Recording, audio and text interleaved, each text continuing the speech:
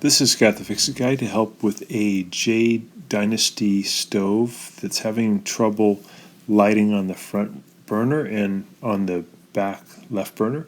So I pulled off the drip tray, and I'm just going to take a small pointy object. I could use a needle, would work, and I'm going to poke in on some little holes that are in front of these gas jet tubes. These gas tubes bring gas from the burner head out through this tube and over to an ignition source to help it light.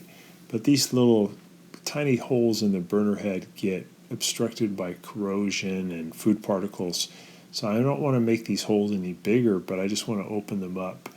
So I'm using this little pointy tool to get rid of the corrosion and stuff that's built up in these holes. There's, I think, 8 of these little holes here that help spread the oxygen and gas through this burner tube.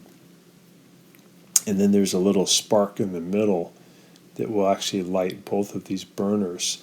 But if you have slow or no ignition, it could be that those holes are just blocked and no gas is able to get through. So now I'm doing the front burner. So it should be really easy for you. It should just take a couple of minutes. Hope this has been helpful to you, and please subscribe when you get a chance. Thanks for watching.